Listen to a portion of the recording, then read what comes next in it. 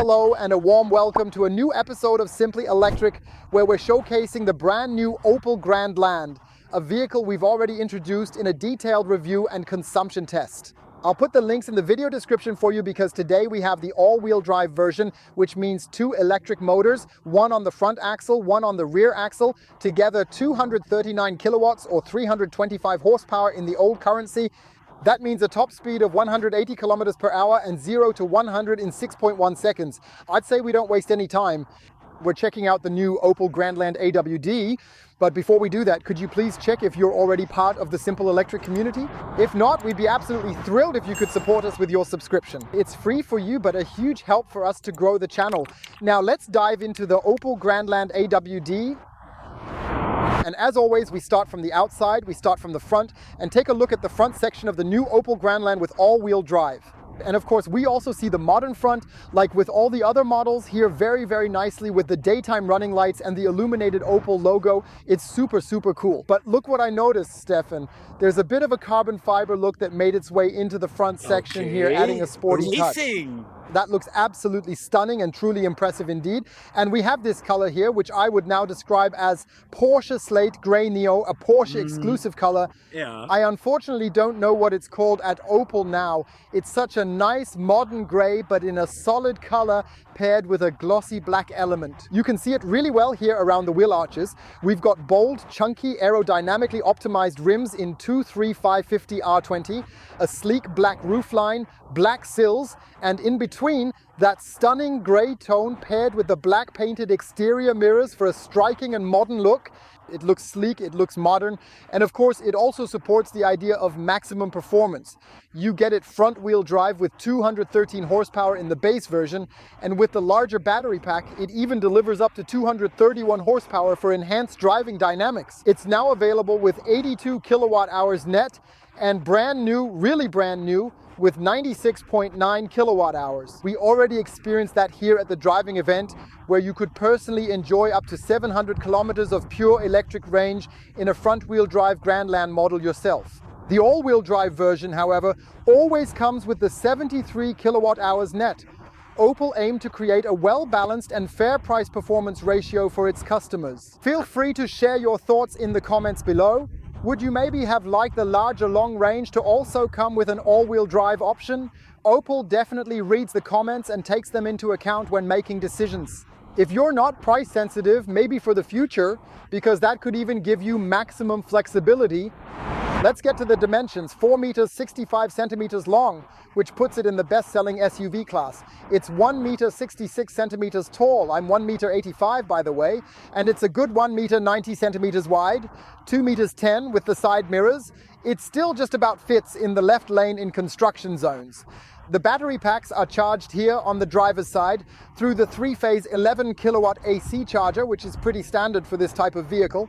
I would have wished, especially with the larger battery variant, that Opel maybe added a 22 kilowatt charger to enable faster AC charging. DC charging supports up to 160 kilowatts, so it only takes around half an hour to charge from 10 to 80%, which is quite impressive. Yes, depending on your choice, you can go with either a 213 horsepower electric motor on the front axle or, like the one we have, with 2 electric motors delivering a system power of 239 kilowatts. 325 horsepower, 6.1 seconds from 0 to 100. We'll test that out together. And a higher top speed reaching 180 kilometers per hour instead of 170. A look under the hood, that can't be missed. Let's see what Opel has to offer here in the AWD version. Do we have the frunk? No, we don't have it. And I find that quite a shame because in my opinion, there would have been enough space here for a frunk to store charging cables or a lot of other stuff. To provide on top of that, 2 hood struts would have been really nice. And what's definitely great is that it's insulated, allowing us to drive as quietly as possible with minimal noise inside the vehicle. Let's take a listen and see how it sounds, shall we? 3, 2, 1, let's go ahead and begin. Full. Much more important for you than the frunk is the trunk, and now we're taking a look inside. We opened up the electrically operated tailgate and observed that it delivers a total of 485 liters of storage volume inside. Nicely lined with carpet flooring, it includes handy hooks to securely attach shopping bags and keep them in place. We have a double loading floor where we can easily store charging cables and some extra bits and pieces. Yes, if someone wants more than 485 liters of volume, they can obviously first remove the parcel shelf. Take it out. That's of course a great feature, and then they also have the option to fold down the backrest of the rear seat completely. First, 20% in the middle. I'll show you, it's super practical for things like skis or any long object you need to carry, and especially with the all-wheel drive version. I could imagine that some of you might want to head to the mountains for a ski trip where you can truly enjoy the car's performance and features on snowy, winding and steep mountain roads. Yes, we could still fold down 40%, so we have 60% folded down on the driver's side, and then 40% remains completely intact and untouched on the passenger side. But it was really hard because the seat here was blocking.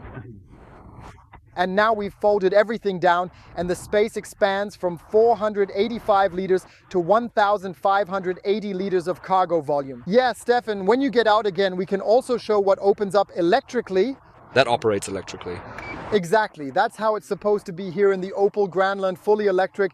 We have 80 kilograms. Roof load capacity of 80 kilograms, so we can also carry a nice roof box.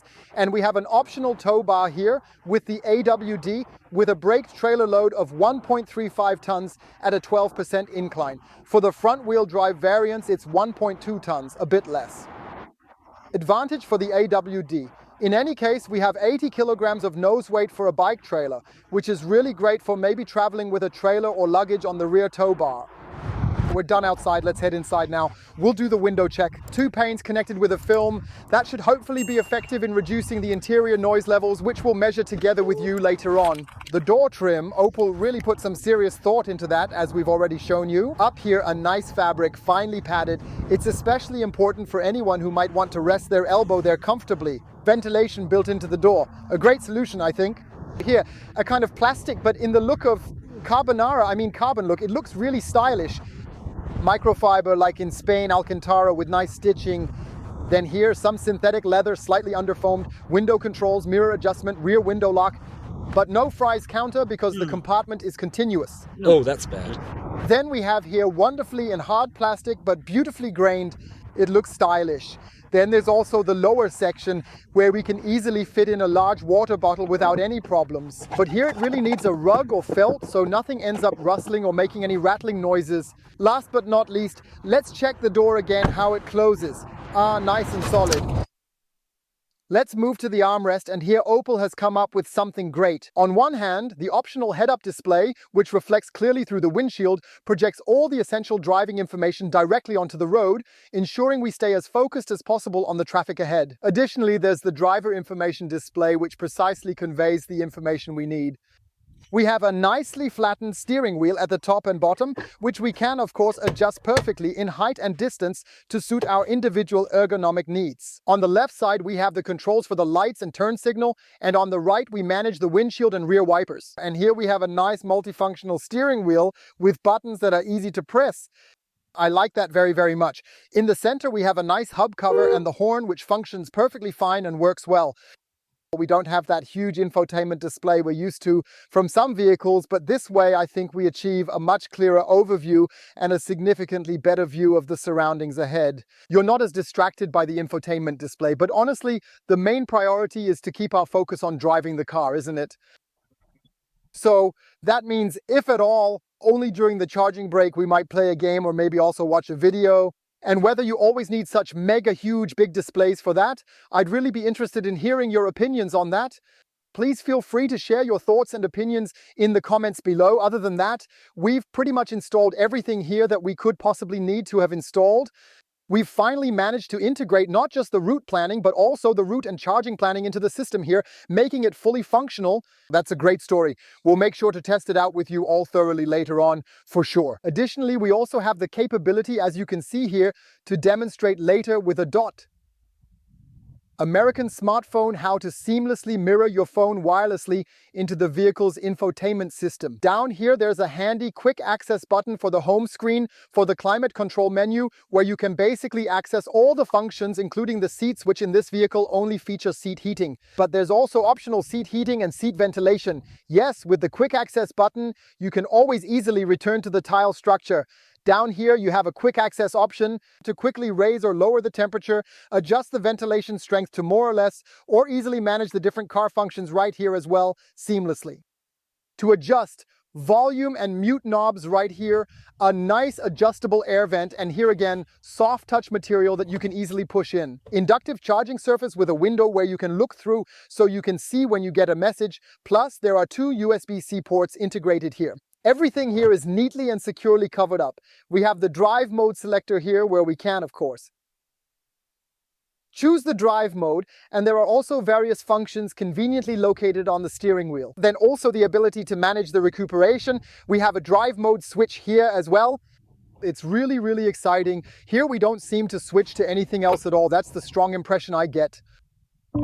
Now he's ready. That means we can now also operate the drive mode switch. We've got normal mode, eco with reduced power, the sport mode, or we can effortlessly toggle back and forth to permanent AWD right here on this switch. That's a great story.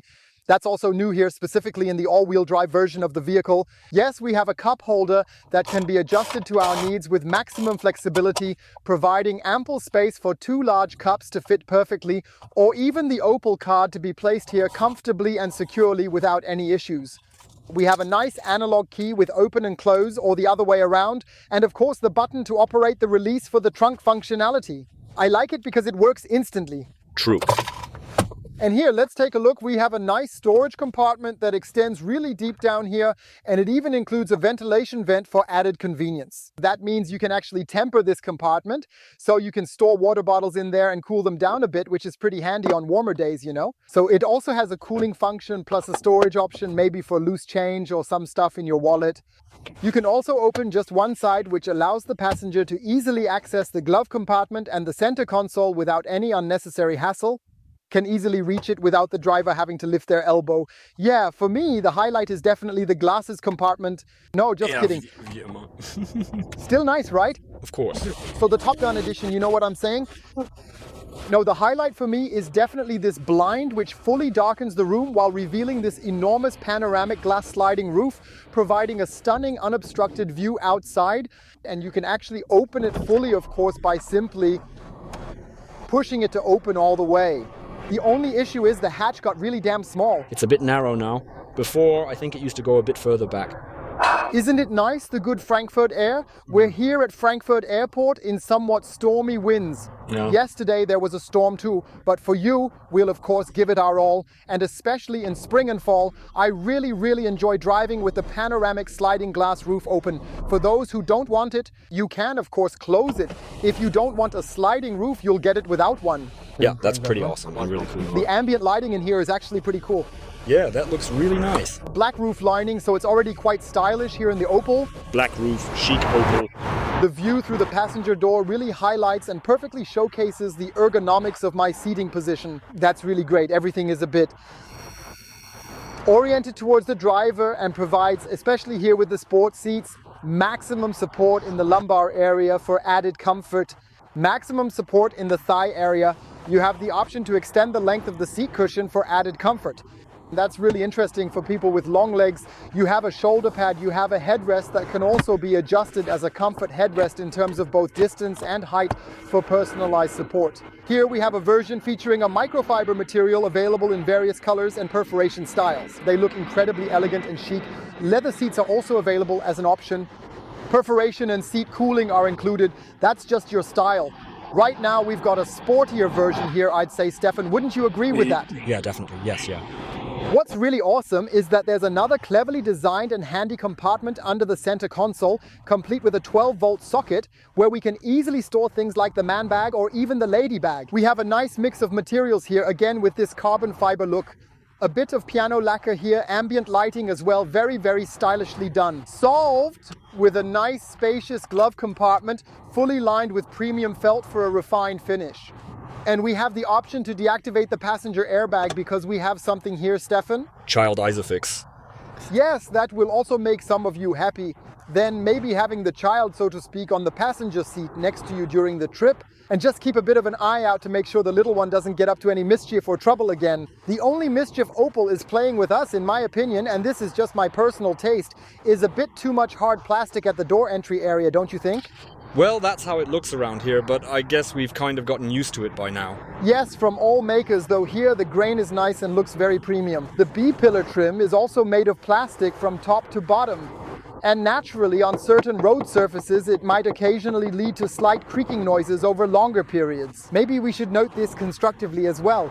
Olli is 1.85 meters tall, and at the moment he weighs around 99.9 kilograms, so almost 100 kilograms. And we'd like to go ahead and try out the seating test with you right here in the rear of the Opel Grandland.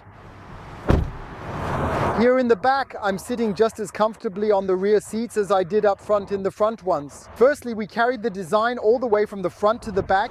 Here in the rear, we also have nice firm side support, a bit of thigh support and an adjustable headrest, including a center armrest, where my arm isn't just awkwardly placed in some cup holder, but comfortably rests on a nicely padded, soft and cushioned surface area. The cup holder could also have been placed further up here for me, preferably extendable to maybe give a bit more variability, because you don't want to have your arm in the coffee cup. But otherwise, I have enough space here. First to the headliner, there's still a fist's width of space despite the panoramic glass sunroof.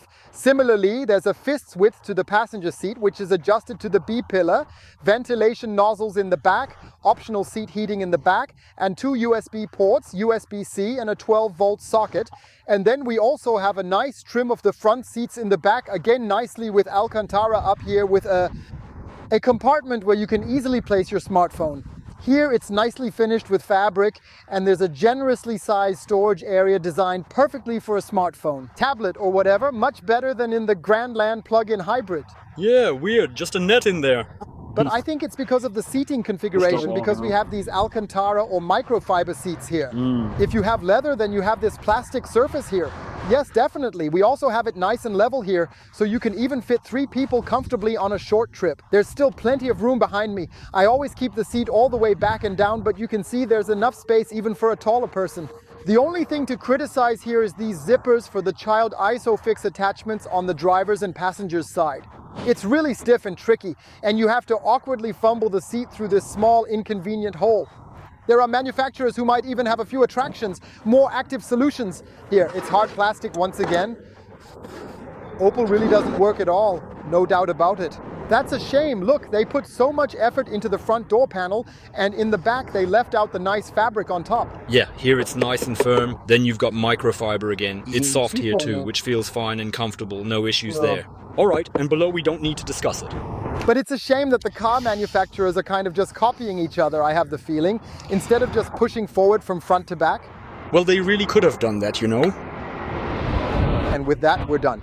We showed you the outside, we showed you everything inside. And now, of course, we want to experience the 325 horsepower with the all-wheel drive properly on the road. I would say I'm getting in. Let's move on here in this strong wind to the detailed driving review and hands-on test experience of the brand new Opel Grandland all-wheel drive model right now. And as always, we start with the turning circle. And the Grandland had an impressive turning radius of 10 meters. That is especially beneficial when we need to turn or maneuver it in urban environments on narrow streets or tight alleys, allowing us to remain nimble and agile despite the vehicle's 4.65 meter overall length. Perhaps even more important than the turning radius for many of you is the ability to comfortably and effortlessly reverse park with the Opel Grandland, especially in tight or confined spaces. We definitely want to check that out with you by also testing the assistance systems designed to make parking easier. Use. This includes, for example, the rear view camera, which has gradually evolved into a full 360-degree camera system for enhanced visibility. Yeah, I rarely get it on the first try. Should I return to driving school? It's not required. So, eh? That works. There are definitely people who do that kind of thing. Look, now he's about to switch over to a... Top view, yeah. I think it's great, right? Good, yeah. Including such a warning tone, that means we can now shift into the forward gear and have access to a front camera. That's good. Here on the side, we can also see very, very clearly. The panels for all those who somehow struggle with parking properly and want to protect their rims. And what I like, take a look please at how the BYD CLU DMI is positioned here. Do you see it? I see. It blocks your sight, exactly. Now make it look really nice through the camera. Exactly, we can switch this over to a wide angle view. That means if we zoom out now, look, when little kids or cyclists come passing by here easily, can we see that? Let's check outside once more so we can try to capture that a bit better with the camera here. It's truly incredible because the human eye simply wouldn't be able to perceive what the camera can capture so clearly and easily. And so, particularly in tight gate passages, exits, or maybe in urban environments, we've got the opportunity to travel even more safely and comfortably with the Opel Grandland thanks to its advanced features. Let's go ahead and activate the voice control system by simply saying, "Hey Opel, could you guide us to Munich to Viktualienmarkt 1? Viktualienmarkt 1 in Munich City." That's such a great story. That we have the opportunity here to wonderfully start a navigation just by using our voice. We also integrated the charging planning here, so you can see that we would arrive at the charging station with 19% state of charge. Component placement, and that way we have the possibility to get not just route planning but also perfect route and charging planning. That's something new integrated here in the Opel Grandland and also in many new Opel vehicles, which I find really impressive. It's such a great feature to have, don't you agree? Stefan, what's your personal take on it? Yes, very smooth and quick. It processed everything fast and worked perfectly. All good. I think there's probably some Google Maps behind it now, even though it clearly says TomTom. I really don't get that. Not that, it's actually a collaboration between them. I'm not sure. Yes, maybe it's just TomTom and we had incorrect info. In any case, it certainly helps to decide for yourself whether you simply say, "Person on the tracks ahead." We decided to end the route and chose the next charging station spontaneously. Of course, you can do that as well. Simply tap on charging station here and it'll immediately search for the closest charging stations and show them on the map in real time for you to view. Or of course, you can also use the vehicle's charging planner to conveniently view the available options at your destination. Let's time 0 to 100. Count down. 3, 2, 1. Go. He pushed forward. 30, 50, it really almost reached 70. And then up to 100 kilometers per hour. And of course, we also performed the braking test to see how the vehicle handled under maximum deceleration conditions. Oh yes, we got 0 to 50 in 2.8, 0 to 60 in 3.29, 0 to 100 in 3.29, 6.23. 6.1 is stock, that's 6. Almost out of the cold, huh? 100 to 0 in 3.01. Yeah, solid. Perfect. We're aiming to carefully measure the interior noises with you at 50 kilometers per hour. 57, 58, 59 decibels, that's very quiet. We're accelerating to 70 kilometers. 59, 60 decibels, still very quiet, accelerating to 100 kilometers per hour. 64, 65 decibels, that's still an absolute top result. It's evident the engineers put in exceptional work to insulate the Grandland very effectively. We've arrived on the highway near Frankfurt Airport and now we're going to take a closer look and thoroughly test out all the advanced assistance systems available in the Opel Grandland with you. We've got the steering assistant and the lane keeping assistant, including the adaptive cruise control, which keeps us in the center of the lane and prevents us from getting too close to the car in front. Additionally, we've got the lane change assistant, which we have to confirm by pressing the OK button. And then, in my opinion, it acts very quickly and handles the lane change semi-autonomously in a smooth manner. It initiates the lane change, it works very well and incredibly smoothly, and I think it's a fantastic support in the semi-autonomous driving area. Yes, it's also very speedy. We've experienced it as very sluggish with other manufacturers. Exactly. The speed adjustment is adaptive as well. That means when it picks up the new traffic sign, it instantly shows it on the display screen. We need to confirm the speed change by pressing the OK button. That means it always requires an action from the driver to proceed. It requires constant attention and focus from the driver, and only then would it effectively recuperate and adjust the speed to the lower level or provide sufficient power to achieve the higher speed as necessary. I would have really liked to spare us this intermediate step, Stefan. Yeah, it's definitely a lot more pleasant when you can handle it directly right away. Look, the lane change to the right, including the traffic jam, was detected perfectly, and it immediately responded by smoothly and effectively applying the brakes. So even here, you have to say the Opel really does a great job in the assistance system area, no doubt about it at all. Really impressive. Simply electric. On board, we naturally have a high-quality sound system, and that's really essential when we not only want partial autonomy on long drives, but also aim to enjoy great music like our new Simply Electric song, which adds to the overall experience, don't you agree? Yeah, Opel really hooked us up with an awesome focal sound system in this test car, and it sounds absolutely incredible. Don't you agree with that? It really sounds good. The spatial sound is especially impressive and clear. Especially with nice, clear highs and not an overwhelming bass or subwoofer, isn't it? No, not at all.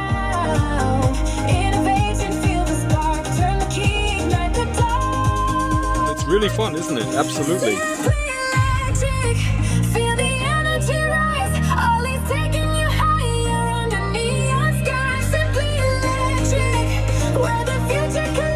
The whole thing is especially fun when you can, wirelessly mirror your smartphone, which is usually also kind of your audio box, right? And it just makes everything so much more convenient and enjoyable.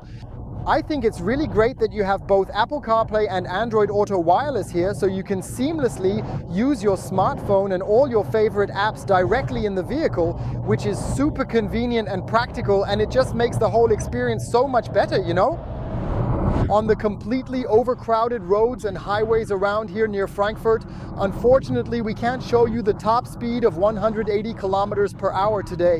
What we can tell you though is that this car has constant power, especially when we're in four-wheel drive mode. It really pushes forward with serious force. You notice and feel the 325 horsepower system performance and plenty of torque. With the paddle shifters, you can effortlessly switch between 3 different levels of. You can control the recuperation. Earlier with Opel, it was always through the brake button, only in 2 stages, and now it's refined and verified. It's good, right? Yeah, it's really comfortable, Because you can really enjoy the variation more, like smoothly gliding and rolling on the highway to maximize range efficiency, or in the city, getting maximum energy recovery and that kind of one-pedal driving sensation. You get what I'm saying, right? And then also braking more effectively via the pedal. So being able to better control the distance to the car in front in the city, I think, is something the Opel Grandland has absolutely nailed perfectly. In addition, we have established a medium over the past 5 years. Stefan, it's something you have to acknowledge as truly unique in the automotive industry. Yes, and that's it. So right now we're comparing over 750 videos to evaluate travel comfort. How do we make sure this process is done as transparently, fairly, and honestly as possible when presenting it in an ad format? It's called Stefan's Popometer, and naturally we're eager to find out, how does it measure up today, you might wonder? Yes, and I start as always with the seats. I also find them very comfortable, really nice and pleasant to sit in. They are super comfortable. I have nice lateral support. They are really comfortable to sit in. I can adjust everything here, even electrically, up, down, forward, backrest, backward, all with ease. Everything's electric, everything's great. Unfortunately, there's no memory function, but it's still fine. It's got memory function. You do, I don't. But some compromises had to be made. The suspension feels really comfortable to me. It never sways much, not really at all. It's really pleasant to drive and above all to ride in. Bumps and things like that, it's all smooth and effortlessly handled. It's not a race car, but it's a really nice and comfortable little cruiser that suits me perfectly. Absolutely, I can only fully agree with that. I've got a steering that feels incredibly direct, responsive and precise, which of course is considered extremely pleasant, especially on winding roads. When we then drive briskly through the curves, the SUV typically pushes a bit over the front axle. But it's not really bothersome since you're cruising more than rushing or driving for high performance in a car like this. Exactly, it's really more of a family car, made for comfort. And I just felt incredibly confident as the driver here, effortlessly balancing the smooth handling and the vehicle's overall performance. It always gave a secure, firm and comfortable impression, especially here on the highway with its 2.79 meter wheelbase. It didn't catch every single bump or groove in the road surface. That's really extremely comfortable. That means I could easily imagine going on a longer trip with you, perhaps to Spain, Italy, or even Croatia, without any issues at all. comfortably. And when you can recharge from 10 to 80% in a good 30 minutes, it's also pretty decent and quite practical, especially for those longer journeys or road trips. I think it's a good travel sedan, don't you? Sure, why not? You could easily take it on long-distance trips, I think. Because the seats are, I also think, super comfortable, super cozy, and it offers plenty of space, not just in the trunk, but also in the back, so you could actually travel with 4 people. No problem. Let's wrap it up and proceed to the conclusion with the Opel Grandland, which we drove today here as an all-wheel drive. The Opel Grandland actually joined us on the ED1000 with the auto build team, and there you could clearly see they successfully managed to cover 970 kilometers with a consumption of under 12 kilowatt hours in the front-wheel drive version. That's already an impressive value. Today we're well above, as we only drove it in performance mode. But I think in everyday situations, and when you push it, you'll probably be able to drive it with maybe 13, 14, 15 kilowatt hours, even as an all-wheel drive. Then on the highway, maybe driving a bit faster, you'd likely end up using around 20 kilowatt hours of energy. And that brings us to the conclusion. It starts in the ultimate trim as an AWD at just over 59,000 euros. That's of course a hefty gulp from the bottle, but don't let the gross list price distract you from the bigger picture. Why not? Because Opel provides incredibly attractive leasing and financing options for customers. And I could imagine that many of you might also think about leasing the Opel Grandland to simply get a very, very attractive price-performance ratio there, which makes it a great option for many. And since they likely want to use it for 3 or 4 years, it's smart to choose something that lasts longer and stays reliable. Yes, otherwise, I think the Opel Grandland has a completely modern look. It features a great mix of materials in the interior and provides, in my opinion, a very modern and stylish electric SUV, where you can decide if you prefer it with front-wheel drive or, like we drove it today, with all-wheel drive and plenty of power. Feel free to share your thoughts and opinions in the comments section below. We'd love to hear from you. If you would have wished for maybe even larger battery packs integrated with the all-wheel drive, which of course would also result in higher upfront expenses. We are super curious about how you see it, because right now Opel says they want to have a balanced price-performance ratio for the individual models, which of course I think is an interesting business philosophy. Overall, I believe we can only give you the tip: if you're interested in such an electric SUV, definitely make a visit to your nearest Opel dealer of choice and check it out. Take it for a test drive, compare our impressions with the ones you gather, and see if the Opel Grandland might just be the perfect electric car to fully meet all your needs and lifestyle preferences. And with that, we've reached the end of today's video. I'm really curious to hear your thoughts and how you personally rate the Opel Grandland. Please share your thoughts in the comments section below. If you enjoyed the video, we'd really appreciate it if you gave it a thumbs up and maybe even consider checking it out again sometime. If you're part of the Einfach Elektrisch community, it would mean a lot to us if you supported yourself or us with your subscription. It's completely free for you, but it's a huge help for us to grow the channel just a bit further. Thank you so much for watching. Take care, and I'll see you all again very soon. Your Olli. Hey Stefan, how incredibly awesome and cool is this fully lit up Opel Blitz truck, right? Yeah, that's really well done. Even the seamless light strip running all along here. It's super hip these days, isn't it? Absolutely.